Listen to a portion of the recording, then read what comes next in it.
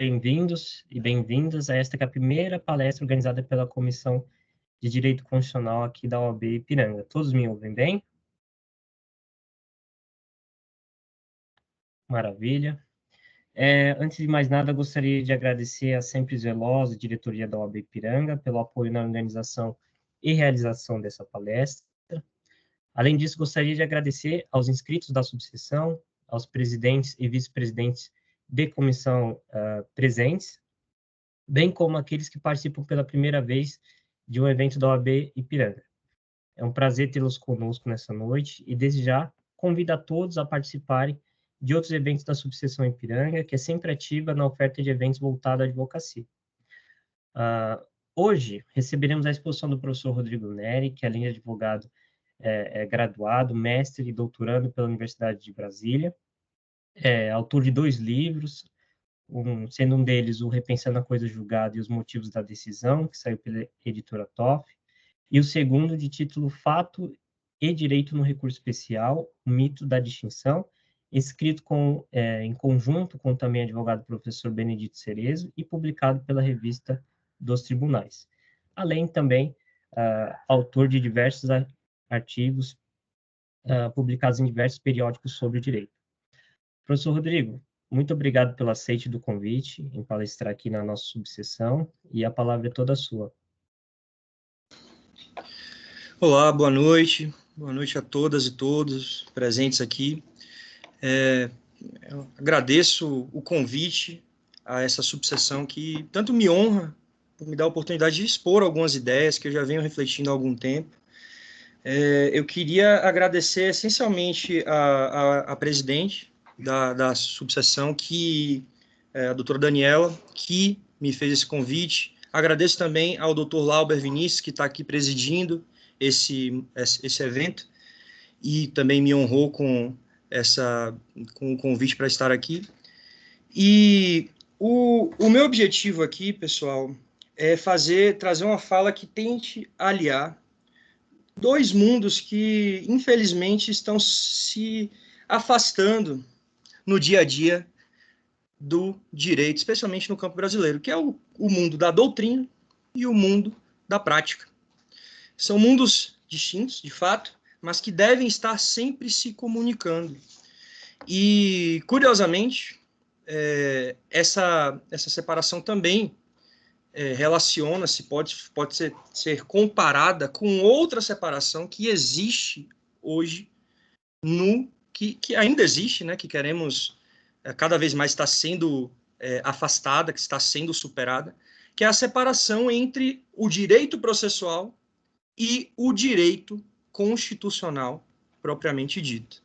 Porque nós temos essa separação, em tese, uma separação conceitual, e nós temos a disciplina do direito processual, a disciplina do direito constitucional, e nós temos uma clara produção de processualistas no âmbito do processo infraconstitucional, e alguns poucos, especialmente recentemente, têm se dedicado ao estudo do processo constitucional, por exemplo, e acredito que não seja tão poucos assim, embora eu digo que apenas uma parcela efetiva se dedica ao estudo do processo civil, tendo como ferramentas, instrumentos teóricos, as normas de direito constitucional propriamente dito. Muitos fazem menção ao fenômeno da constitucionalização do processo, mas poucos efetivamente aplicam as contribuições que o direito constitucional traz no âmbito do processo civil. Então, por isso que eu escolhi esse tema, que é o da Constituição, processo e advocacia no século XXI. Tem tudo a ver, e eu espero que ao final dessa minha fala, e eu serei breve, eu possa ter deixado claro o meu objetivo, a minha ideia aqui, que é talvez passar algumas premissas, algumas noções de como que o advogado hoje, no século XXI, deve se portar, considerando a doutrina do direito constitucional, a doutrina do processo, que não se separam mais de forma estanque como era antigamente. Pois bem, iniciando aqui, nós, como eu falei, na doutrina do direito processual e também do direito constitucional, nós tínhamos um cenário, inicialmente, de dois mundos separados, dois mundos divididos.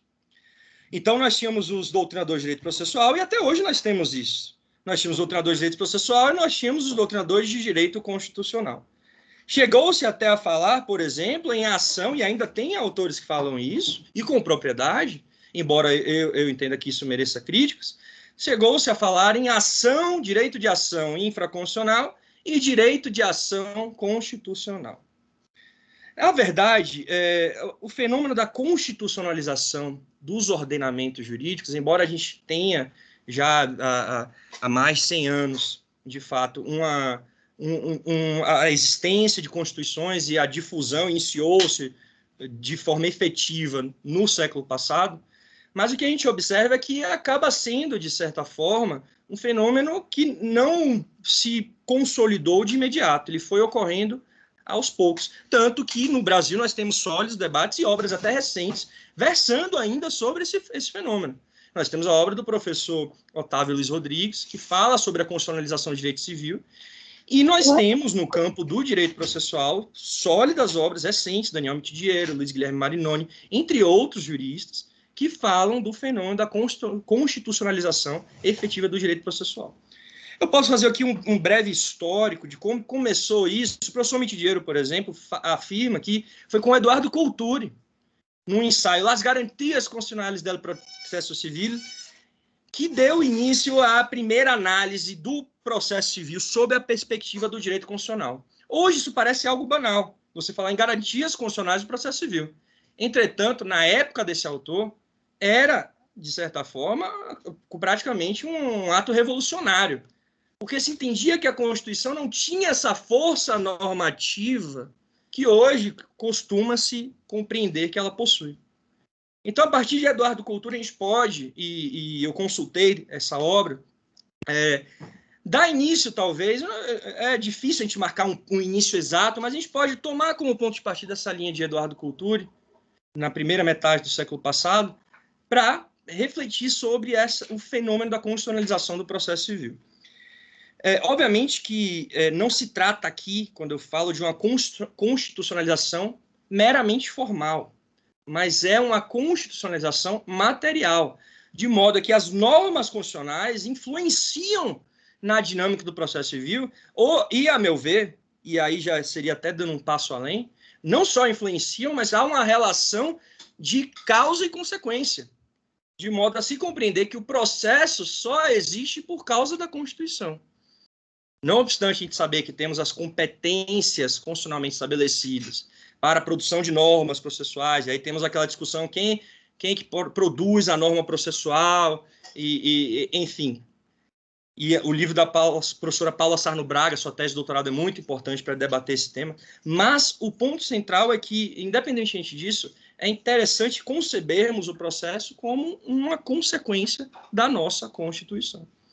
Então, dito esse ponto, é importante fazer um breve histórico para vocês entenderem como que chegamos até aqui, para que depois eu possa arrematar aonde os pontos principais, chegar no ponto principal que eu quero trazer para vocês.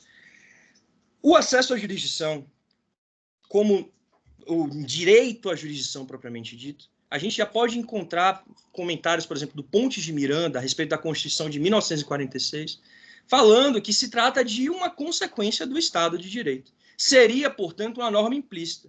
Então, quando nós tivemos o primeiro correspondente do artigo 5º e 635 na Constituição de 1946, óbvio que tinha uma certa distinção, Pontes de Miranda falou que se tratava de um bis in idem, porque já é uma consequência do ordenamento jurídico você permitir o acesso à jurisdição.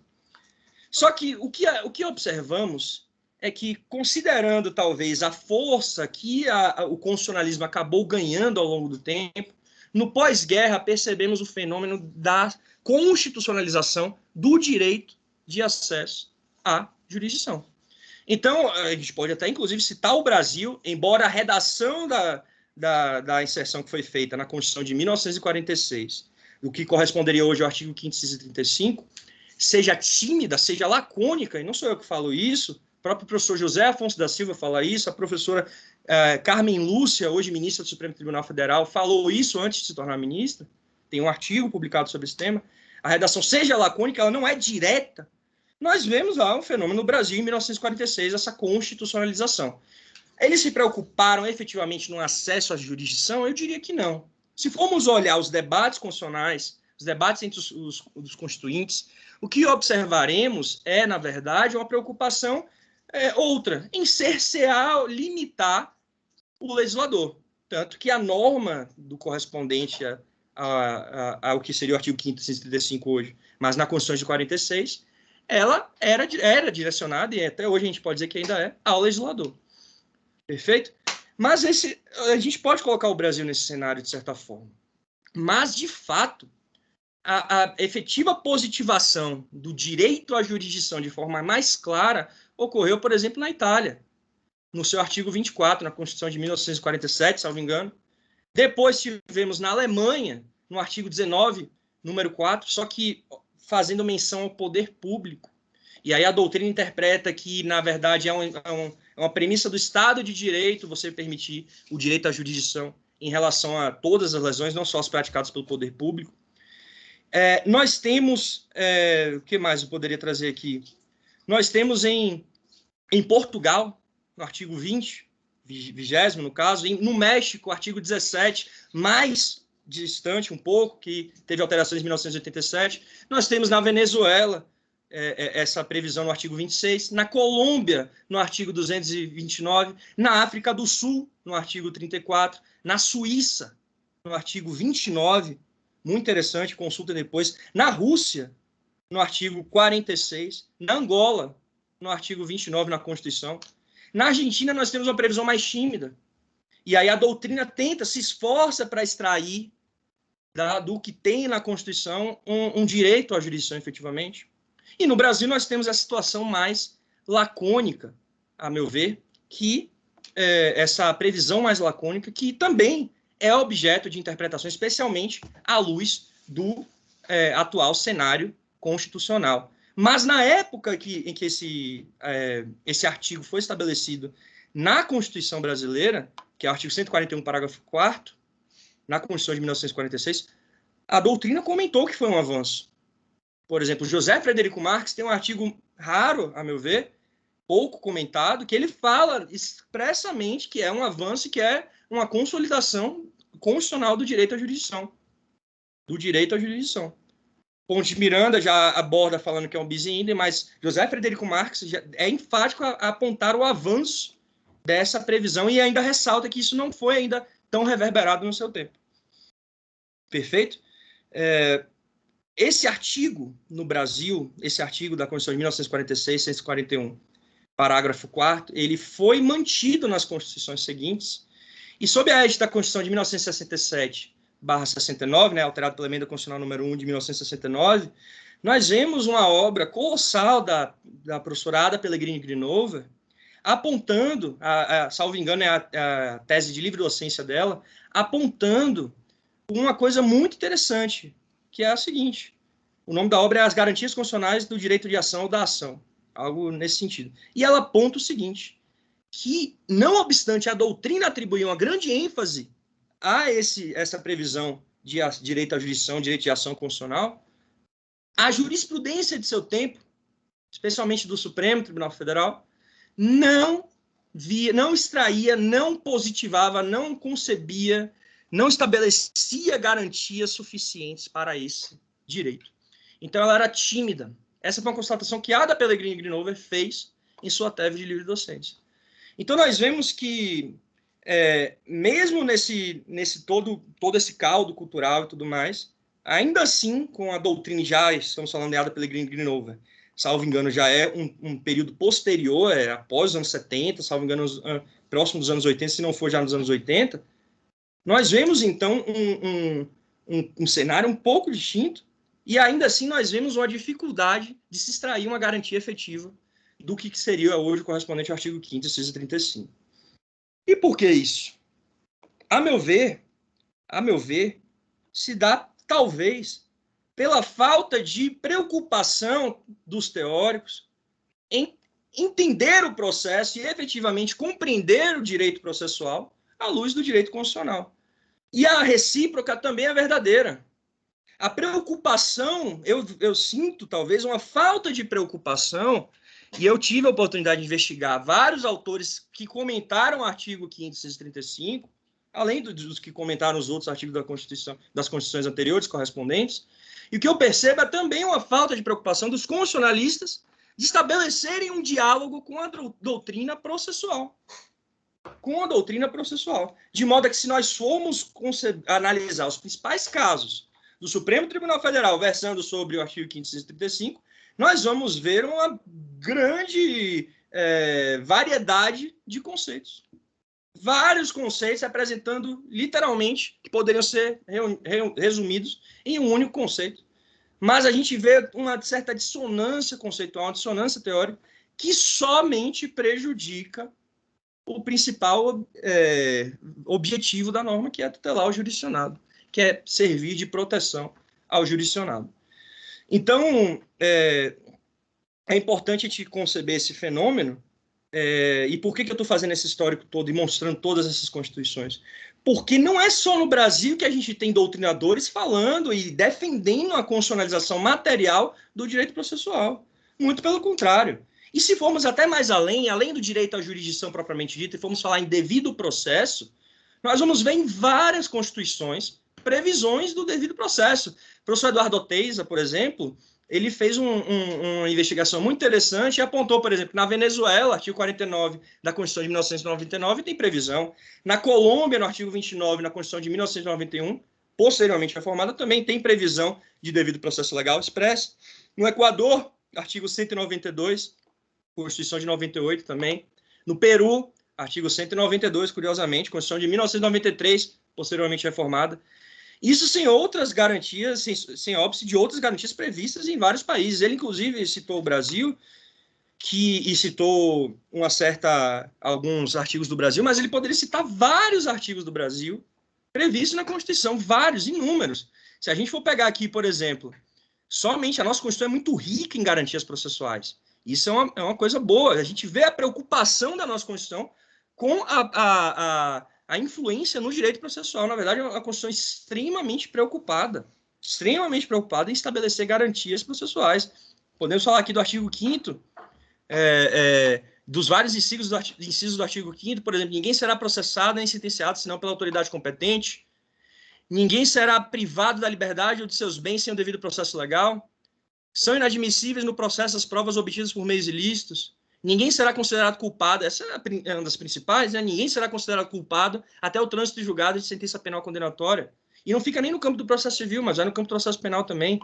O civilmente identificado não será submetido à identificação criminal, salvo nas hipóteses previstas em lei. A lei será admitida ação privada nos crimes de ação pública, se esta não for intentada no prazo legal, até tutelando o direito da vítima. Então, a lei só poderá restringir a publicidade dos atos processuais quando a defesa da intimidade ou interesse social exigirem. Então, vejam as preocupações são vários incisos no artigo 5º que versam sobre isso. Vários. Conceder-se habeas corpus sempre que alguém se sofrer ou se achar ameaçado de sofrer violência ou coação em sua liberdade de locomoção. Então, vejam a preocupação. Inclusive, houve uma alteração que, infelizmente, foi criticada por autores que tinham a visão da época. Houve uma alteração relevante, até mesmo nos artigos anteriores ao artigo 535, os correspondentes nas constituições anteriores, com a Constituição atual, estabeleceu a possibilidade também de ameaça. E não seria só em lesão a direito, mas ameaça a direito também estaria abarcada pela proteção do direito à jurisdição. E essa modificação é relevantíssima. Então, vejam a preocupação da nossa Constituição. Então, a pergunta que fica nesse aspecto aqui, faz sentido distinguir? Faz sentido a gente realmente tratar como duas disciplinas autônomas, como se existisse um direito processual estanque, somente inspirado pela Constituição, e existisse um direito constitucional que também somente se inspira no direito processual? Faz sentido isso? E qual que é a relevância disso para a advocacia? A minha resposta é a seguinte: não faz sentido. E eu não preciso nem ficar no artigo 5º, dos incisos do artigo 5º. Tem várias outras garantias na Constituição. Essa é uma das minhas favoritas, por exemplo, que é a da previsão de nulidade por ausência de fundamentação, todos os julgamentos, e da publicidade de julgamentos. E, curiosamente, a gente vê uma certa dificuldade de entender o que está dizendo esse dispositivo. Aqui fala, todos os julgamentos dos órgãos do Poder Judiciário serão públicos.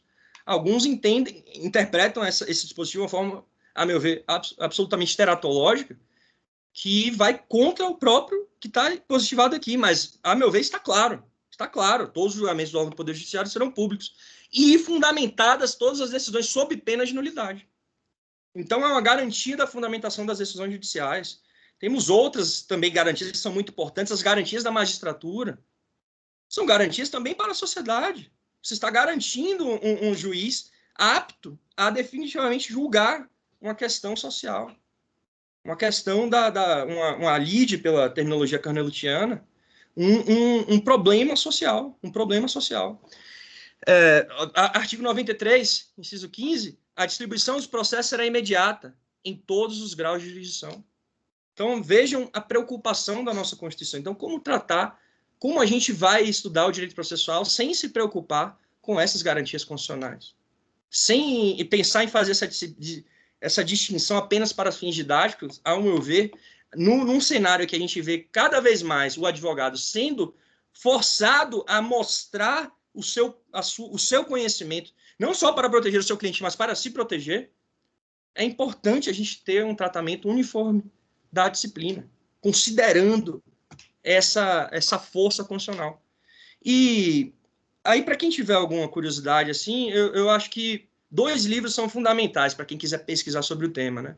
Primeiro é o da Grinover, da Pellegrini Grinover, a tese de livre docência, as garantias constitucionais da ação. O segundo é também dela, e pelo que eu observo aqui, ele veio até antes, os princípios constitucionais e o Código de Processo Civil. Então, e ela escreveu isso em 1975. Era um contexto diferente. E ela já escreveu sobre isso. Nelson Nery Jr., já em 1992, tem um livro, Os Princípios do Processo Civil na Constituição. Salvo engano, é a primeira edição.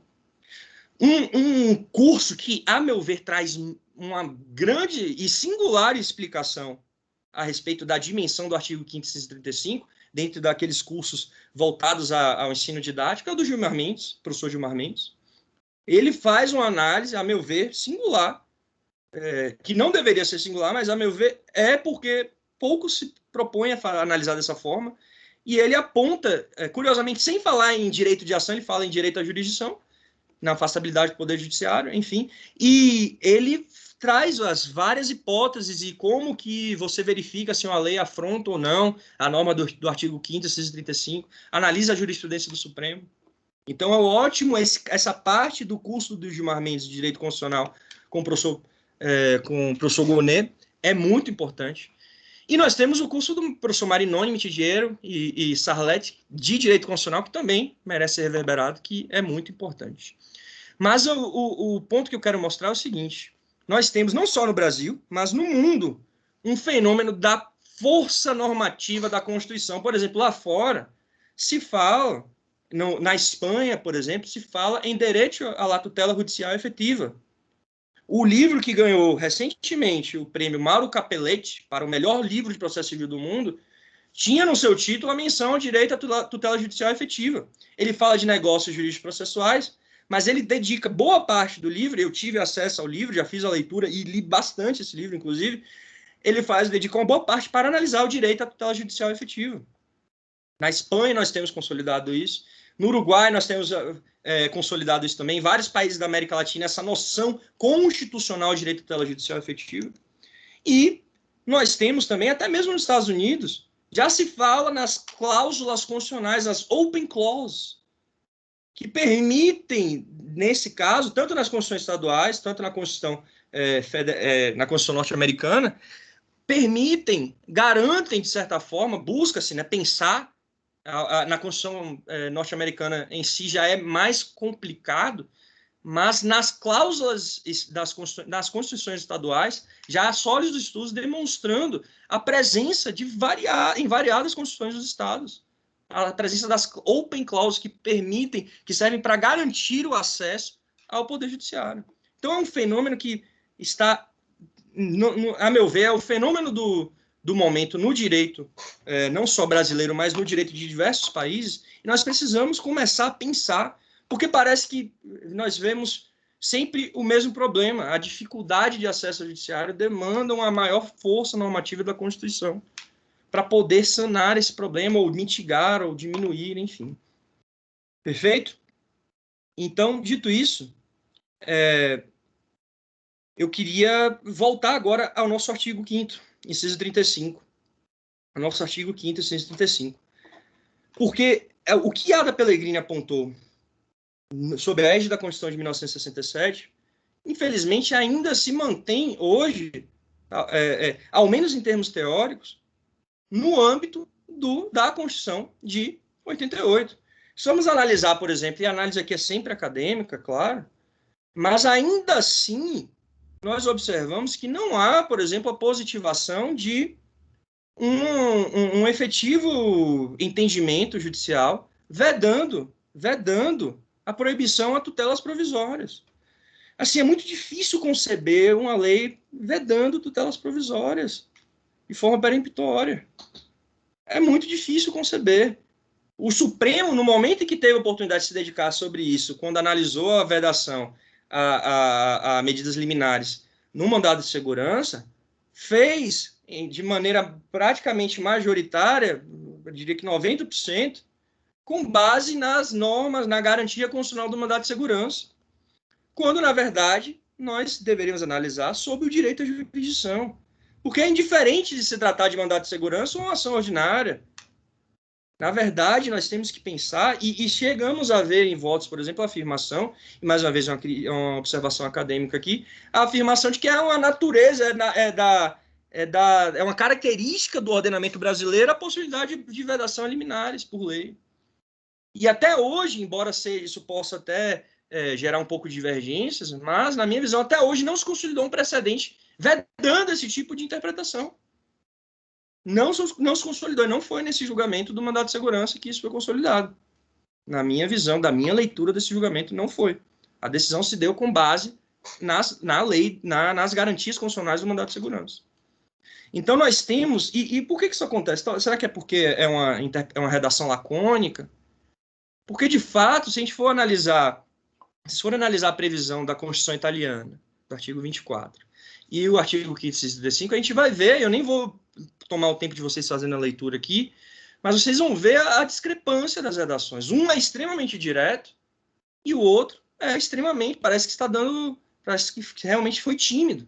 Volta-se a um aspecto mais formal no legislador, e isso gera uma série de, como disse a ministra Carmen Lúcia, no caso agora cometi impropriedade, quando ela não era ministra, né? Antes dela se tornar ministra, ela disse, quanto mais claro for o dispositivo positivando um direito fundamental, melhor para que esse direito tenha força normativa, para que esse direito alcance, essa previsão normativa exerça toda a sua força. Perfeito? E o que isso tem a ver com a advocacia no atual século XXI? Nós temos ainda essa tendência de observar, em razão do nosso ensino jurídico, que aparta o direito processual do direito constitucional, nós temos a tendência de observar advogados muito preocupados com o que diz a lei e literalmente ignorando a força normativa da Constituição. E não só advogados, porque se fosse só os advogados e a gente tivesse uma magistratura que tivesse essa preocupação, o problema seria outro. Mas a questão é que nós temos também a nossa magistratura, resiste, infelizmente, eu falo da minha experiência prática e da experiência de pessoas que conversaram comigo, existe ainda uma resistência em se falar, em se atribuir efetivamente uma força normativa na Constituição. Você obter uma declaração incidental de inconstitucionalidade, um juízo singular, é complexo. É muito difícil.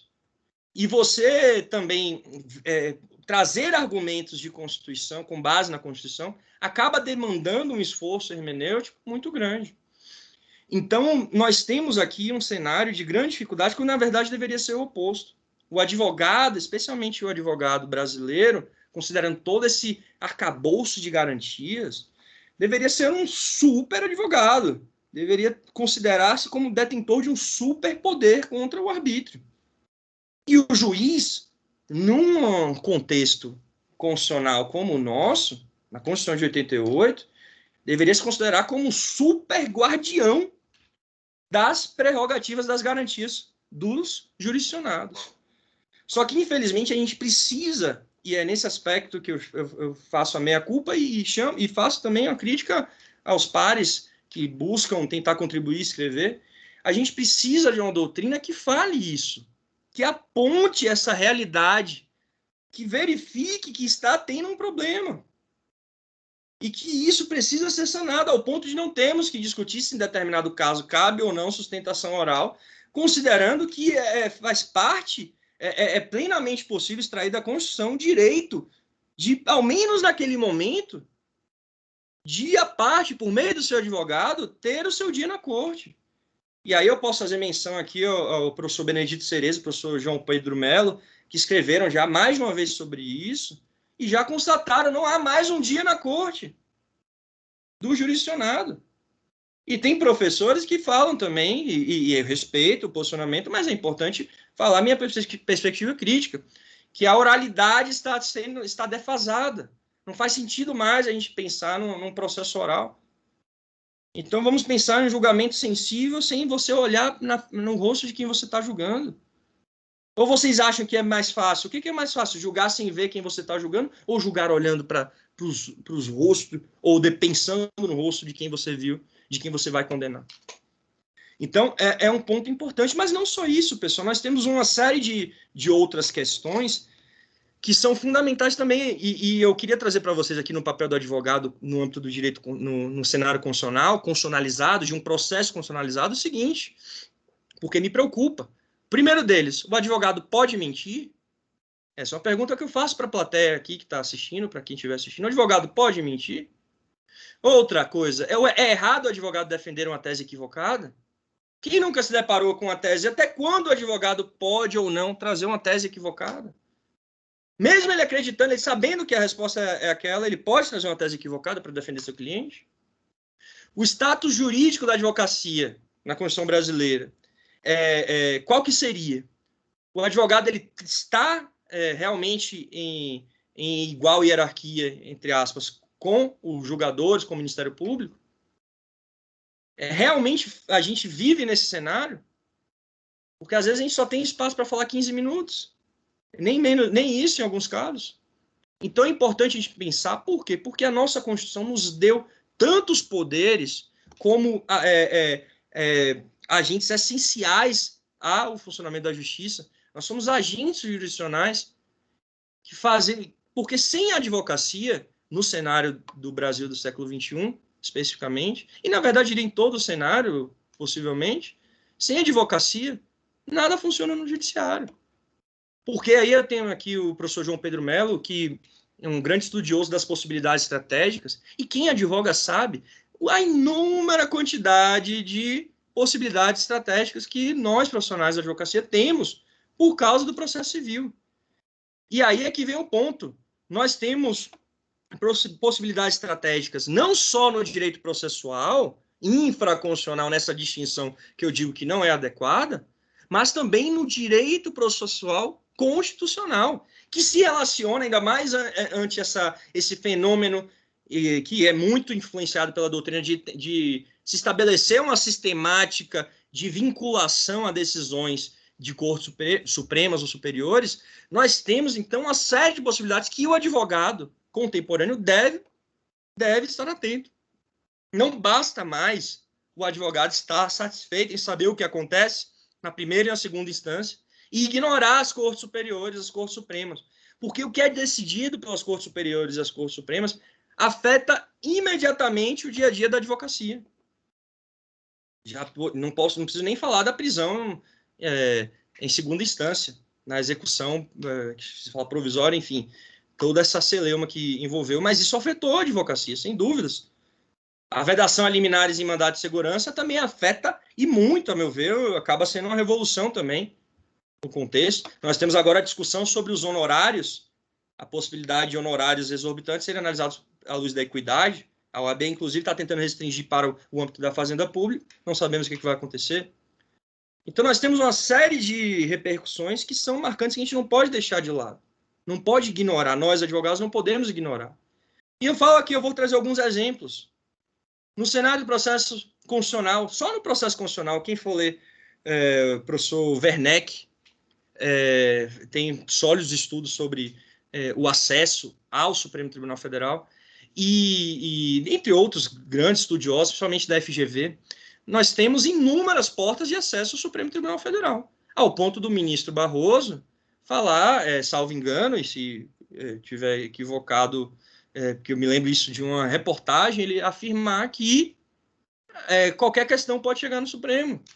E é comumente, dando a entender que seria fácil as questões chegarem no Supremo e necessitar talvez uma restrição. Interpretação minha da fala dele. Nós temos a ADI, a ADC, a ADO, a DPF. A DPF, que em alguns casos serve para, inclusive, tolher efeitos. Estão se cogitando, a DPF já tem até decisões para tolher efeitos de jurisprudência. Efeitos de jurisprudência. Nós temos mandado de segurança, nós temos mandado de junção, habeas data, habeas corpus. Nós temos o conflito de competência. Nós temos a suspensão de liminar. Até mesmo em HC, infelizmente, a meu ver, foi um equívoco, mas nós temos esse instrumento poderosíssimo, inclusive, e isso não é uma fala leviana minha, está no voto do ministro Alexandre de Moraes no julgamento do mandato de segurança, da possibilidade de vedação ou não, da constitucionalidade de vedação ou não a liminares em mandato de segurança. Está lá no voto dele afirmando que a Fazenda ela se vale de todos os instrumentos. Ela tem um grande arsenal de instrumentos, inclusive a suspensão de liminar. Inclusive a suspensão de liminar, ou suspensão de segurança, cuja análise, inclusive, não é nem jurídica propriamente. É um fenômeno que merece reflexão sobre a constitucionalidade ou não, mas que existe e é aplicado.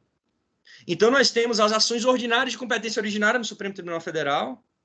Nós temos repercussão geral, a repercussão geral, que de certa forma gera os chamados precedentes, sem adentrar aqui na polêmica do que é um precedente. Nós temos as exceções, como disse o Paulo Mendes, professor Paulo Mendes, os filtros, os circuitos, um circuito paralelo, talvez, da repercussão geral, em que não há nem sequer essa análise, talvez.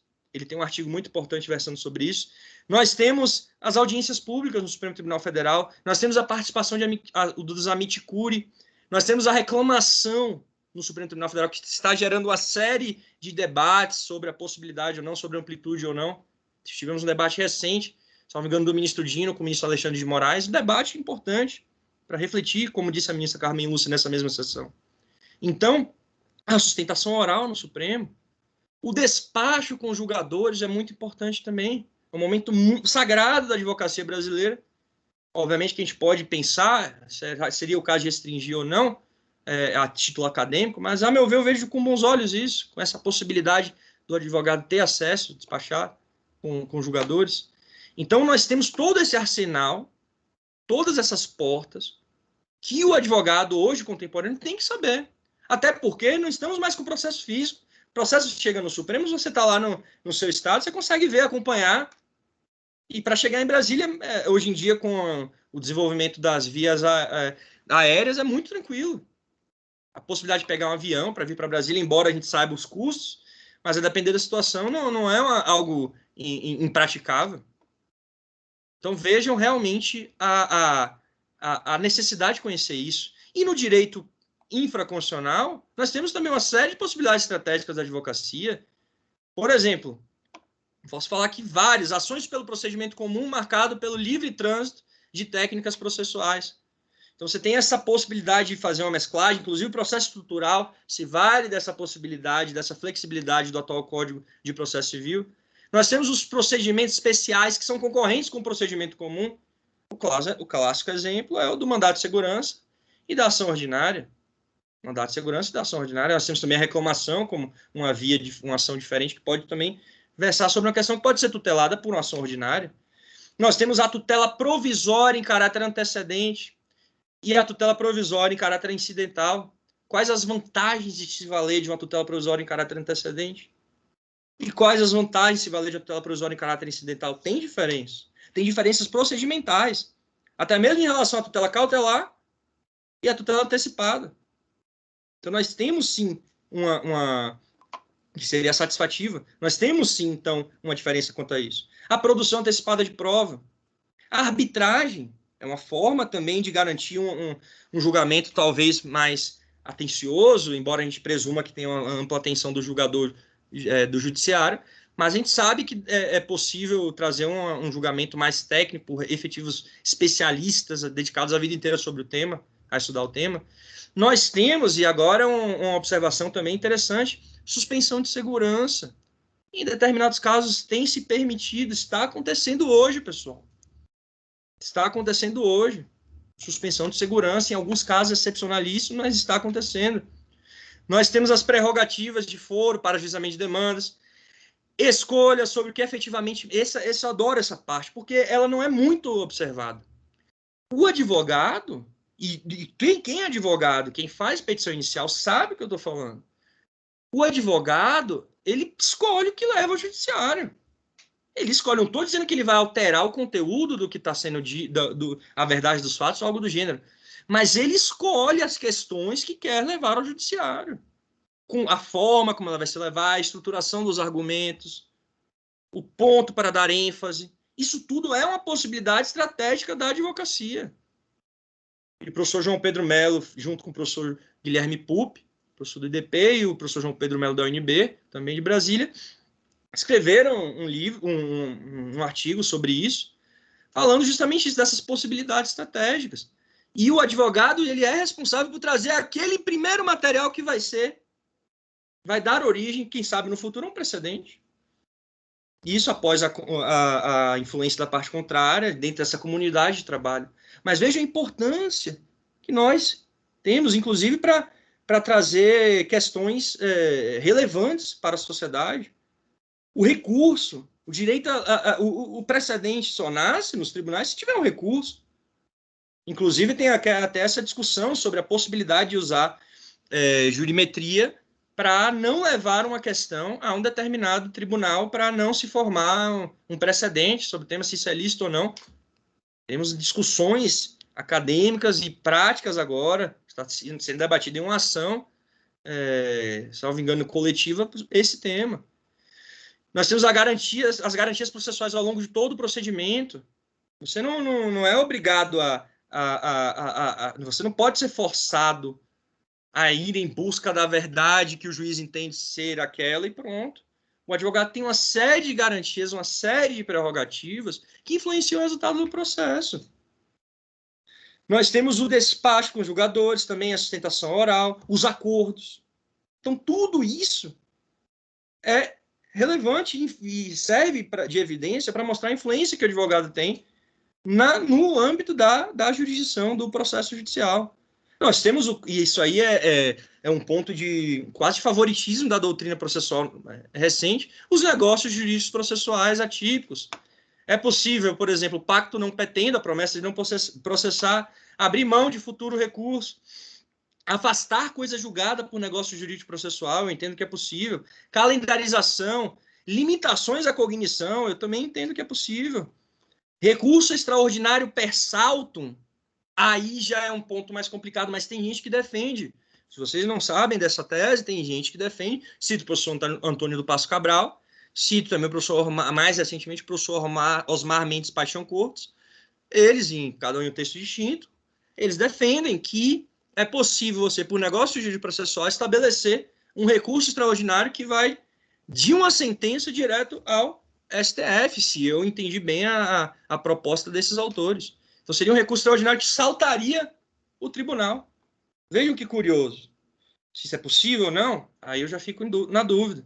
A eleição de foro, a convenção sobre o ônus da prova, simplificação procedimental para tornar mais efetivo o processo, negócio jurídico sobre a penhora propriamente dita. Então, assim, nós temos as medidas executivas atípicas estabelecidas previamente, isso é possível. Vedação à tutela provisória por meio de negócio jurídico processual é possível também. Então, assim, critérios específicos de tutela provisória. Vejam tanta questão que pode ser. Fixação de dever de revelação prévio antes do ajuizamento da ação. Então, vejam tantos pontos que podem ser objeto de influência pelo agir das partes. E aí, pelo agir também do advogado. Porque quem vai trazer todo esse repertório é o advogado, não é a parte.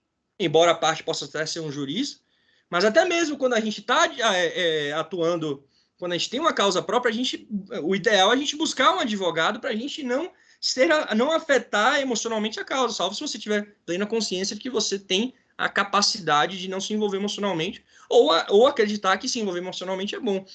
Mas é comum se pensar que é melhor deixar o advogado pensar de forma não tão influenciada pelo emocional.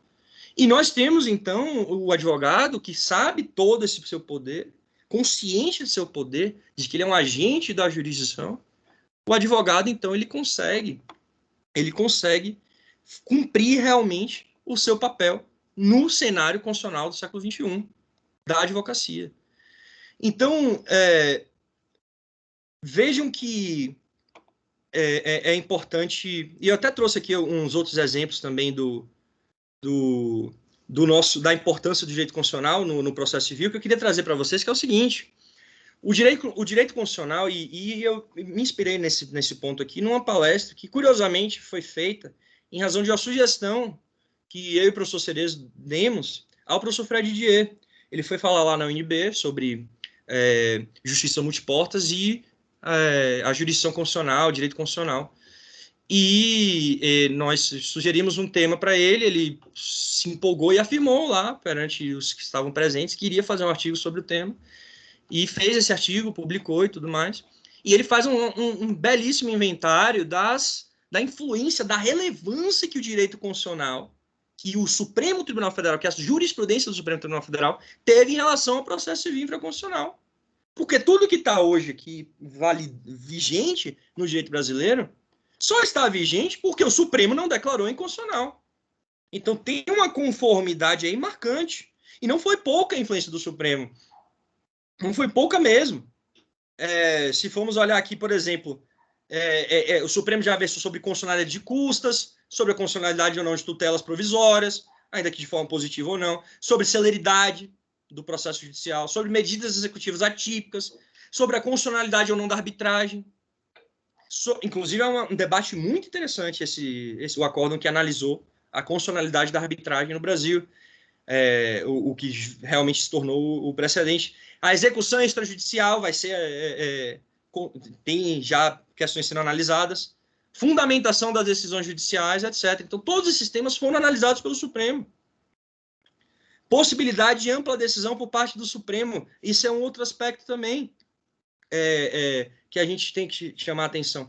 Claramente a gente vê, e eu posso fazer essa crítica, é uma crítica acadêmica, que o que separa hoje essa ideia de violação direta e violação reflexa não está essa teoria que fundamenta essa distinção de funções, que, por exemplo, se você alega uma determinada questão que se configurar como uma violação reflexa à Constituição, o Supremo não irá analisar. Essa questão, essa distinção, ela é falha. Obviamente que não existe um conceito, uma teoria perfeita, mas a gente vê que, na prática, pelo menos a minha impressão, obviamente que se demanda estudos jurisprudenciais, mas me parece, pelos julgados que eu vejo, que quando o Supremo, em seu exercício de função constitucional, entende que merece analisar determinada questão, ele consegue analisar. Ele consegue analisar, independentemente de se tratar de violação reflexa ou não. Obviamente que a gente tem já situações consolidadas que, historicamente, o Supremo não afirma não ser de sua competência. Mas é difícil conceber uma circunstância de evitar que o Supremo analise se ele se entender competente. Então, nós temos essa grande amplitude de influência do Supremo em diversas questões do direito processual. O que mais? Na grande amplitude decorrente das ações diretas, qualquer questão pode ser legislativa, pode ser analisada nesse aspecto. Novidades já são objeto de judicialização em ação de controle concentrado. A DPF, que é um instrumento poderosíssimo, nós temos funcionando em alguns casos, para alguns como uma rescisória, uma super rescisória, já falei da suspensão de segurança, já falei que tudo chega ao Supremo, praticamente.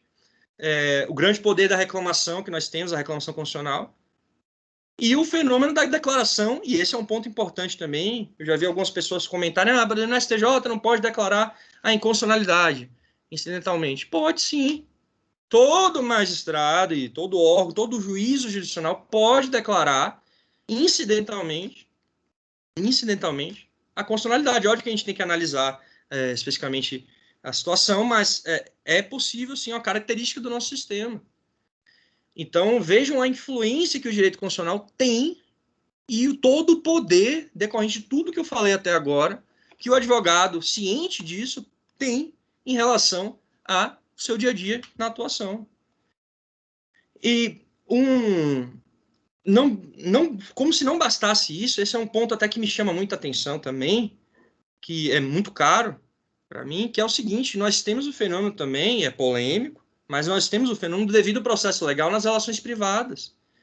Então, o devido processo legal, a meu ver, são concepções processuais do processo, que naturalmente a gente entende que seriam do processo jurisdicional, mas que já temos sólidos autores que defendem que se aplicam também a relações privadas. Então, você tem, por exemplo, se você tiver um julgamento no âmbito privado, você tem que respeitar o contraditório, a lealdade, a boa-fé. Não adianta se pensar, eu vejo então a influência da Constituição também nas relações privadas. Nós temos a respeito desse tema, especificamente sobre devido processo legal, a professora Paula Sarno Braga escreveu, salvo engano, foi sua dissertação de mestrado sobre o tema. Nós temos uma monumental obra do professor Virgílio Afonso da Silva, que fala sobre direitos fundamentais, agora não no âmbito do devido processo legal especificamente, mas sobre direitos fundamentais sobre particulares. Essa ideia de que direitos fundamentais se aplicam somente contra o Estado, são garantia contra o Estado, deve ser superada. A nós pensarmos também a Constituição como uma norma que incide sobre outros processos que não somente o processo jurisdicional, ou numa linguagem mais tradicional, em procedimentos,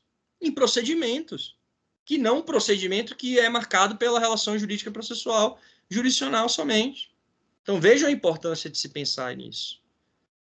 E aí, pessoal, para finalizar a minha fala, pedindo desculpa por ter me alongado, mas eu queria finalizar arrematando tudo isso e pensar qual que deve ser a postura do advogado no século XXI, considerando a Constituição, o processo, que, a meu ver, eles são duas realidades que não podem se dissociar.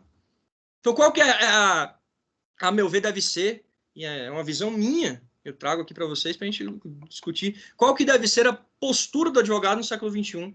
A meu ver, o advogado ele deve compreender e defender a força normativa da Constituição em relação ao direito processual. Vocês viram a quantidade de garantias que nós temos?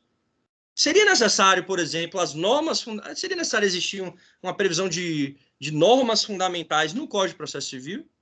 Todas elas você consegue, de certa forma, pode ter, talvez alguém entenda que um ou outro não, mas a maior parte, sem dúvidas, você consegue extrair da Constituição. A ponto de um grande teórico na Comissão de Juristas falar entre seus pares que seria nem sequer necessário um Código de Processo Civil se a Constituição fosse respeitada.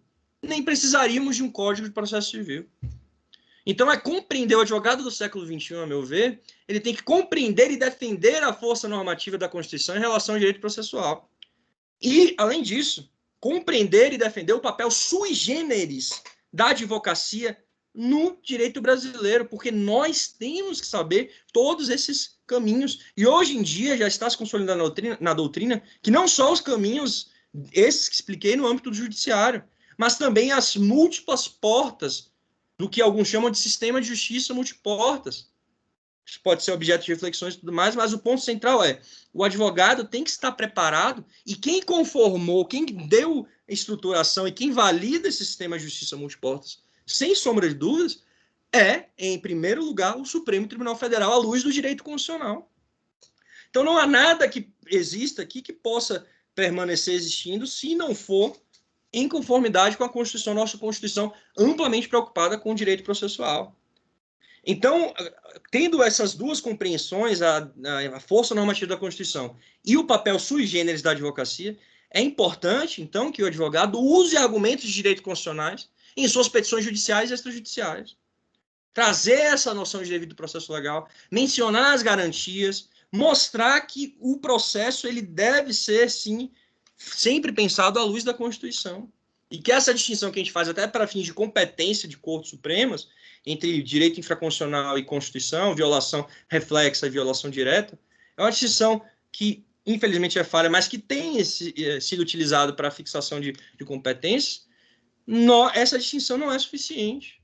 Que no STJ, você deve analisar, o STJ analisa o direito à legislação federal, ou deveria, com base na Constituição. Dizer que ele só analisa a legislação federal é um equívoco. É um equívoco. O STJ analisa a legislação federal à luz da Constituição. Ele faz interpretação e deve fazer à luz da Constituição. Então, é um ponto a se pensar também. Tem que trazer argumentos de direito constitucional às suas petições. Explorar todo o potencial jurídico do nosso sistema processual constitucional. E aí, um aspecto que eu também queria fazer uma homenagem à OAB, que principalmente a subseção de Ipiranga, que me honrou com esse convite, incentivar a doutrina comprometida a contribuir, a expor ideias sobre esse fenômeno. Porque se tem alguém, pessoal, que tem ou deveria ter coragem de criticar o status quo, é a doutrina. Mais do que nunca, eu entendo que hoje no atual fenômeno da prática processual, mais do que nunca, a doutrina deve ser valorizada, a não permitirmos um cenário de arbítrio. E nós temos grandes teóricos, grandes estudiosos, e eles precisam ser incentivados a fazer o que eles estão aptos a fazer, que é contribuir, exercer crítica, possibilitar a mudança e estabelecer o diálogo. Então, isso é muito importante. E, por fim, não achar que o devido processo ou a Constituição se limita somente, essas garantias processuais se limitam somente ao âmbito do processo jurisdicional, que ao menos em termos, obviamente, que isso merece uma série de reflexões, mas que não faz sentido concebermos situações de flagrante afronta ao devido processo legal em relações privadas, afronta a boa-fé. E aí, é óbvio que eu acabo entrando no outro campo, mas numa perspectiva de processualização das relações, né, que você entende que há fenômenos processuais no âmbito privado, é importantíssimo conceber a incidência de princípios constitucionais. Porque a nossa Constituição, por mais que alguns possam criticá-la, eu entendo que a nossa Constituição é belíssima. E ela estabelece uma série, como já demonstrei aqui para vocês, de garantias, em conformidade com a previsão de outras constituições do mundo, que precisam ser efetivamente respeitadas. E ninguém mais, a gente sabe que nossa magistratura brasileira é extremamente comprometida também, mas, antes de tudo, até mesmo para trazer devidamente a questão e esclarecer a questão ao julgador, é a advocacia que exerce esse papel. A advocacia com todas as suas possibilidades estratégicas, a advocacia com todas as suas garantias, e só quem atua em casos sensíveis entende a relevância, a importância, e não falo como quem figurou como réu, mas quem atuou como advogado entende a relevância, ou deveria entender, a importância da advocacia, das garantias da advocacia, e do advogado estar munido desse arsenal de direito infraconstitucional, constitucional, para não termos mais essa distinção no âmbito do dia a dia da prática forense. Então, era isso que eu queria trazer para vocês. Peço desculpa por ter me alongado e fico à disposição para a gente estabelecer esse debate, que para mim já está sendo muito prazeroso. Muito obrigado. Muito bem, professor Rodrigo, excelentes colocações, excelentes apontamentos, suas reflexões sobre todos esses arcabouços constitucionais que nós temos à nossa disposição são certamente acertáveis, no ponto de que nossa Constituição realmente nos dá infinitas possibilidades de formular estratégias na nossa atuação. E antes de abrir para eventuais perguntas, eu gostaria só de fazer algumas colocações, professor Rodrigo, porque, coincidentemente, muito do que o professor expôs na fala vai de encontro a um artigo que eu escrevi já há 4 anos atrás. Ele se chama, é até um pouco engraçado aqui o título dele, E Quando Estiveres Cansado, Lembrai da Constituição. Uma breve homenagem a todos os advogados do Brasil. Está publicado no Jus Brasil, onde eu, de certo modo, trouxe ali uma angústia que eu via em série prática, na prática forense, quanto a não se abordar a força normativa da Constituição, a não ver, de certo modo, uma prática constitucional dos advogados, nas petições que eu lia, e inclusive, isso também me fazia ficar angustiado quanto a essa possibilidade, que é uma ideia muito defendida, de se provocar um controle difuso de constitucionalidade, né, dos juízes de primeiro grau. E sim, também fazendo a meia-culpa, pode ser que é porque nós não provoquemos adequadamente o juiz, o magistrado, para que ele possa assim proceder, né? Fazer esse controle difuso. E também eu vi ali, quando eu escrevi esse artigo, uma cisão, que foi o objeto da sua fala inicial, de uma separação entre teoria, o que está nos livros, e na prática é outra coisa. Felizmente, já passado esses 4 anos, eu observo que cada vez mais nós temos percebido uma melhora, né, de autores que trazem e de advogados que buscam trazer ali na sua prática forense essa conjugação, né, do que é dito e estudado em doutrina e do que é colocado na petição, novamente, obviamente, dentro ali de uma certa estratégia. E também concordo com o professor, eu acho que o CPC foi muito bem em elencar ali nos 12 primeiros artigos princípios que, de certo modo, refletem alguns incisos do artigo 5º da Constituição Federal e que nos auxiliam, né, de certo modo, a dar essa normatividade à Constituição Federal, né? Então, eram essas as colocações que eu gostaria de deixar, e vou deixar agora a palavra para quem quiser fazer alguma provocação ou complementação ao professor Rodrigo.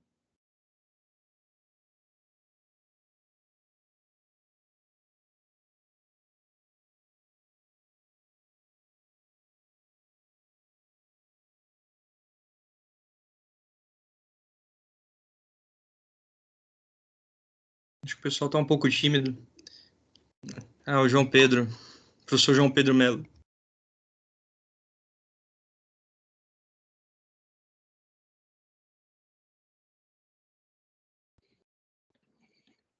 Fique à vontade, professor João Pedro. Pode falar.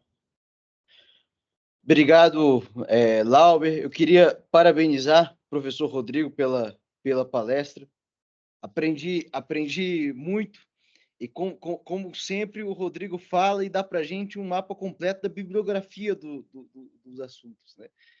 O Rodrigo, ele tem, além de raciocinar brilhantemente sobre o processo, ele tem esse talento para organizar a história das ideias, que é muito bacana. Parabenizar também a organização do evento, na pessoa do Lauber. Rodrigo, eu me deparei com uma questão hoje, que tem a ver com a sua palestra, até falei sobre ela com você mais cedo, porque, é claro, o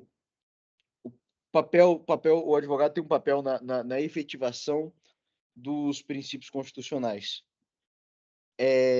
Mas eu acho que muitas pessoas perguntam na prática, na vida cotidiana, assim, qual é o potencial efetivo de influência da atuação do advogado no resultado do processo, né?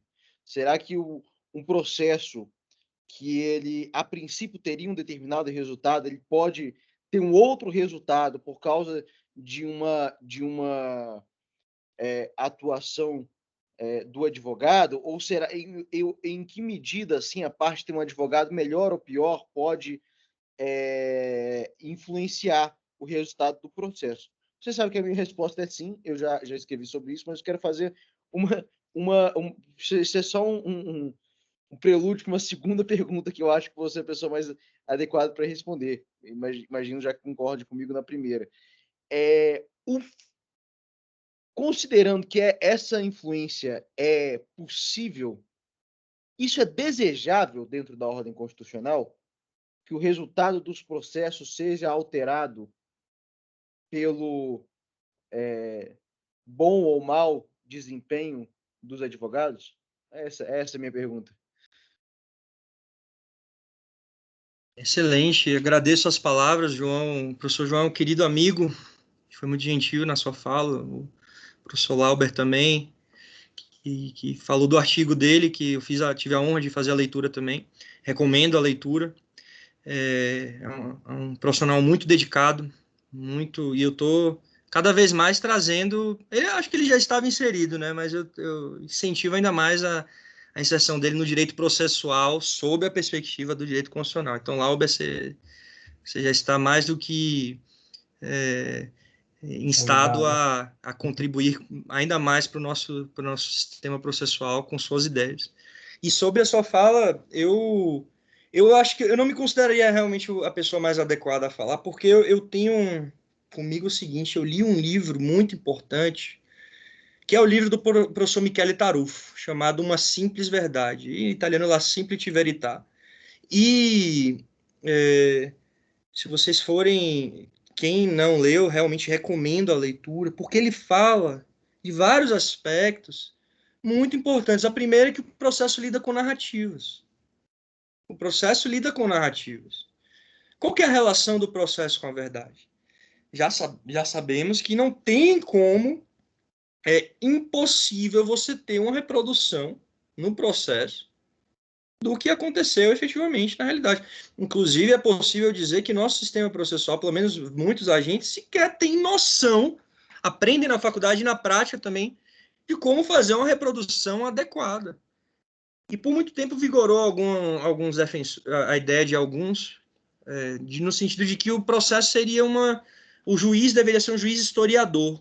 E aí eu e o João, a gente vai lembrar com muito carinho dos nossos professores Benedito Cerezo e Daniela Marques de Moraes, fazendo uma crítica a essa ideia de juiz historiador, porque o juiz ele não pode ser uma pessoa isenta, buscando estabelecer uma verdade como se fosse um historiador, propriamente dito, porque o objetivo do magistrado é outro, ele está lá cumprindo uma outra função que o envolve como ser humano, e nós temos até aquela ideia de que a partir do momento que você julga o outro, você está, na verdade, fazendo o julgamento de si mesmo.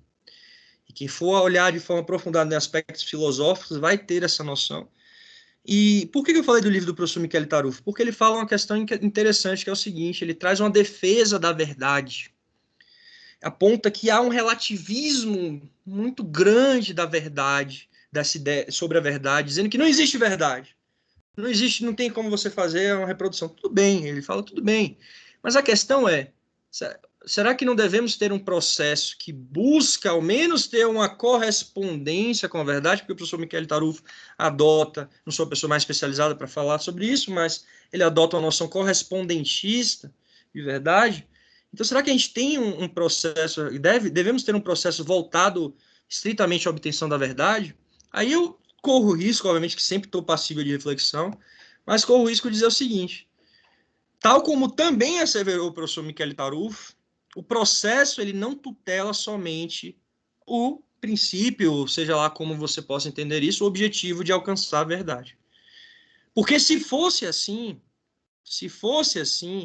então estaríamos num processo absolutamente inconstitucional.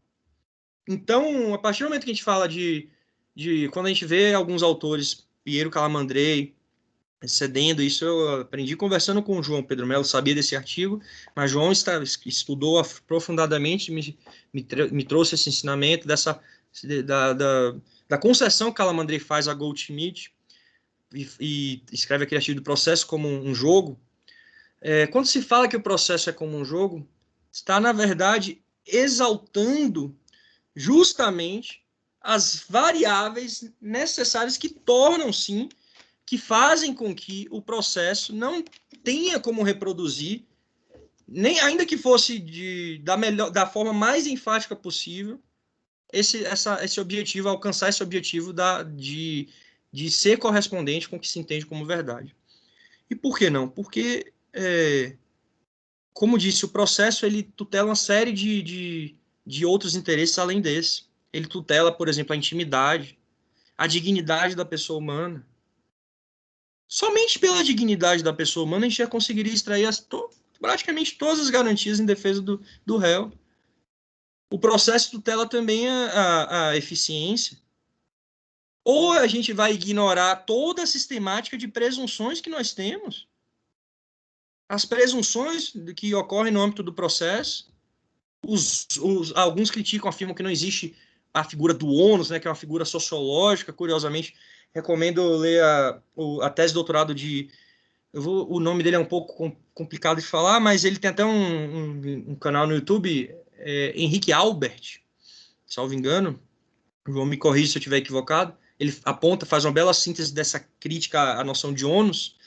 Mas a gente pode falar de deveres processuais. Se você não alegar determinada questão, você não vai poder mais trazer questão da inovação recursal, a vedação e inovação recursal, as preclusões existentes no curso do processo. Tudo isso serve para quê? Para fazer o processo seguir. Porque se fosse um processo comprometido com a verdade, como disse o João, então, mais cedo na nossa conversa, a gente... Então, e com base em Goldschmidt, a gente não existiria coisa julgada, porque sempre o processo estaria reaberto a obter João, estou até adiantando algumas constatações suas, mas ele vai colocar no artigo, não quero tirar ineditismo, não.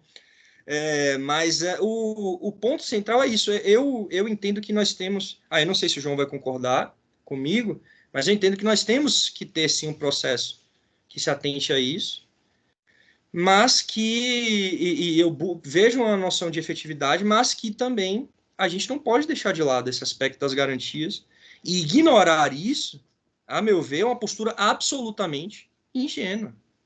Absolutamente ingênua. E todos esses fatores que eu mencionei para você, essas possibilidades estratégicas, quem atua em litígios complexos vai perceber as inúmeras possibilidades, desde as de você levar uma questão ao STF, ao STJ, a depender das circunstâncias, que pode alterar completamente. Você ganhar no tempo, você ganhar... E tudo isso, a meu ver, são estratégias que o advogado precisa ter. Porque a função do advogado, e eu passo até a palavra para o João, o advogado ele não trabalha expressamente dessa forma, que eu diria até, dessa forma fechada, de que do advogado deve defender só a tese correta. Quem pensa assim está ultrapassado não só em relação ao momento atual, mas ao século passado, inclusive. Então, aí eu passo a pergunta para você, João. Eu queria saber o seguinte, que eu sempre gostei de ouvir isso de você e ler nos seus textos. Qual é o material de trabalho do advogado? Porque nós estamos aqui na OAB, nós temos... o João é um colega de doutorado e professor da UNB. Então, nós estamos aqui, não diria de penetra, porque agora estamos convidados. E vamos falar isso. Então, qual é o papel, qual é o método, qual é o instrumento de trabalho do advogado? Explique para a gente, por favor, se puder. Mas é complicado, porque é a única palestra a que eu venho em que o palestrante faz pergunta difícil para o público. É o contrário, aqui a gente tem que fazer pergunta difícil para você. Eu acho que o advogado não tem um instrumento só, ele tem vários instrumentos, dos quais o principal é a palavra. Eu acho que isso é importante, porque a gente fala muito de estratégia, eu falo muito de estratégia processual, de como as normas processuais criam situações de escolhas para os litigantes, e que essas escolhas podem aumentar ou diminuir a probabilidade de êxito na demanda, mas realmente o que ganha a causa na generalidade dos casos é o argumento. Então, o principal instrumento do advogado é a palavra e o conhecimento da dogmática do direito. Agora, existe existe uma certa astúcia estratégica dentro dos limites da ética e da boa-fé, de fazer boas escolhas procedimentais, que é, assim, o coroamento da atividade do advogado. Eu acho que todos os grandes advogados têm essa sensibilidade para fazer esse tipo de escolha. Então, quer dizer, isso também é um instrumento de trabalho, mas é supérfluo, né? Eu dou um destaque para isso porque é o meu campo de estudo, mas, na verdade, o grande instrumento do advogado é a seleção dos argumentos, né? É claro, a seleção dos argumentos ela também tem um componente um componente estratégico, mas é uma coisa assim mais de retórica clássica, aquela coisa aristotélica, de selecionar aqueles argumentos que são mais persuasivos para uma audiência específica. Então, é claro, o advogado, ele não trabalha, você fala o advogado defender sua tese correta, isso é uma ingenuidade por muitas razões. Uma delas é a própria ideia de que há uma tese correta, né? Absoluta. Quer dizer, os tribunais eles divergem. Você tem um tribunal que tem a jurisprudência no sentido, o outro tribunal tem a jurisprudência em outro sentido, e talvez o uso das regras de competência para que a sua causa parar naquele tribunal cuja jurisprudência te favorece seja uma forma interessante de pensar para um advogado. E é claro que também o advogado ele vai escolher aqueles argumentos que aquela arena na qual ele litiga apresenta a maior probabilidade de acolhimento, né? Sem dúvidas, sem Porque dúvidas. às vezes você acredita com o seu estudo, você que leu Chiovenda, que leu Carnelucci, que leu Calamandrei, você acredita que numa construção dogmática que para você é a melhor interpretação possível do direito processual. Mas você vai ver a construção jurisprudencial é toda contra esse argumento. Você tem que encontrar um outro argumento, né? Isso então tem e por isso que assim a advocacia ela tem esse papel de num certo sentido de o que eu tenho que chamar de assinceridade, né? Quer dizer, não importa se você concorda ou não concorda com as suas alegações, você tem um dever profissional de levar aquelas melhores alegações que podem aproveitar o seu cliente. E eu acho que aí apresentado por uma outra perspectiva, essa ideia pode parecer, inclusive, uma apologia à falta de ética e tudo, né? Você teria de fazer aquelas alegações que representam uma... Mas eu acho que o exemplo da jurisprudência, né, ele deixa isso muito claro. Tem que usar o argumento que é acolhido pela jurisprudência, não aquele argumento que eu acredito que é a partir dos meus estudos doutrinários. Da mesma maneira, e aí talvez com mais polêmica, mas é assim que eu vejo a atividade do advogado, a interpretação da prova. A gente tem que usar aqueles argumentos com base na interpretação sobre a prova que apontam para a hipótese fática que é favorável ao constituinte. Isso é o dever do advogado. Então, assim, aquela pergunta, o Rodrigo fez a pergunta, parece, o advogado pode mentir? É muito difícil responder a essa pergunta, porque isso também, a mentira supõe o conhecimento da verdade. Eu mentir, eu tenho que saber qual é a verdade e dizer o contrário, né? Então, acaba que eu acho que não existe a categoria da sinceridade ela não se aplica às alegações formuladas pelo advogado. É claro, e assim, uma situação em que a pessoa conhece o fato e deliberadamente apresenta uma narrativa mentirosa, isso é uma situação de má-fé processual. Mas a regra da dinâmica do processo normal, ela envolve ela se dá numa área cinzenta, envolve um certo agnosticismo em relação às, às, às alegações de fato e de direito formuladas.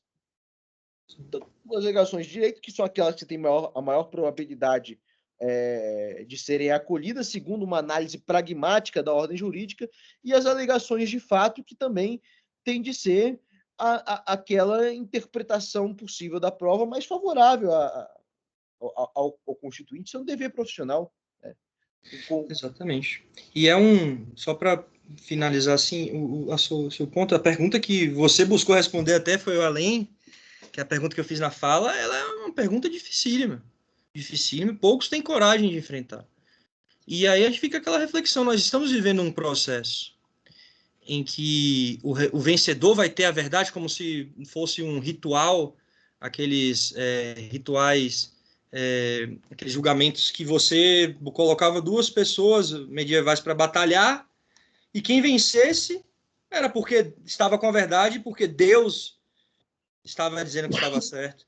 Então seria essa lógica, a gente vai pensar dessa forma, porque a gente ignorar todos esses detalhes para conceber, para dizer que o processo, na verdade, seria visa a alcançar uma verdade, e ignorar todas as variáveis que são necessárias, ainda mais e curioso, né, João, porque essas garantias estão presentes há muito tempo, e num contexto que a gente sabe que o direito é fruto eminente de debates, contrastes interpretativos e tudo mais, a ponto de ser possível falar que cada jurista tem o seu mundinho jurídico, você vai entender bem o que eu estou falando, tem o seu mundinho jurídico na sua cabeça, que é distinto do outro, que não é uma ciência exata propriamente dita.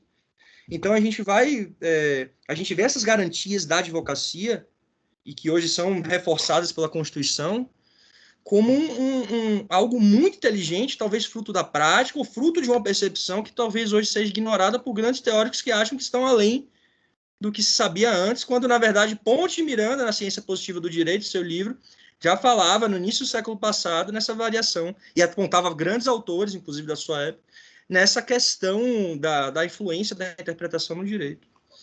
Enfim, peço desculpa por também me alongar aqui. Você vê, né, professor Rodrigo, a nossa audiência tão qualificada que somos presenteados com uma palestra aqui do professor João.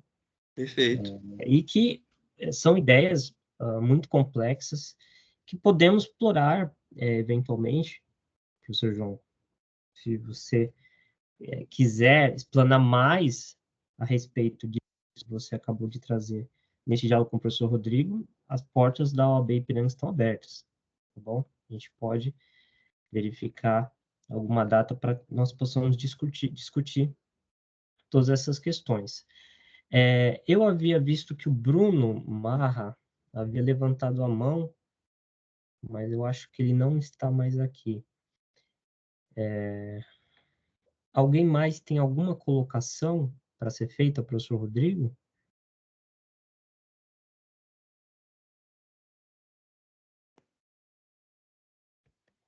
Vamos ver se alguém vai levantar a mão, porque se não tiver, já vista o Luiz Alberto, gostaria de fazer alguma ponderação? Perdão, abri aqui o microfone sem querer.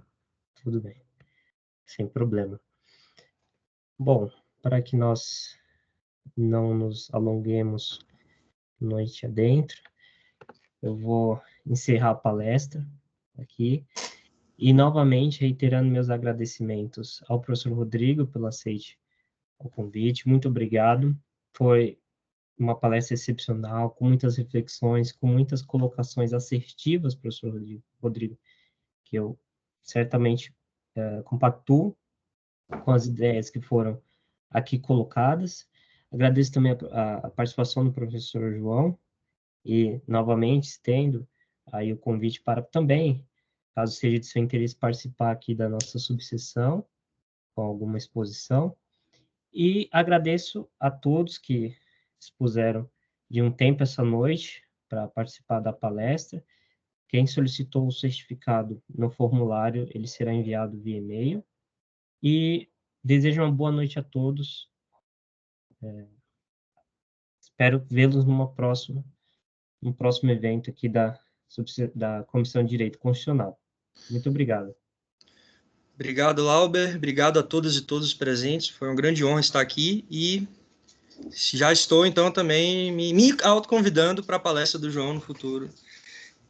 Tal como sempre faço questão de estar presente em todas que ele faz. Forte abraço a todas e todos, uma boa noite e vamos em frente.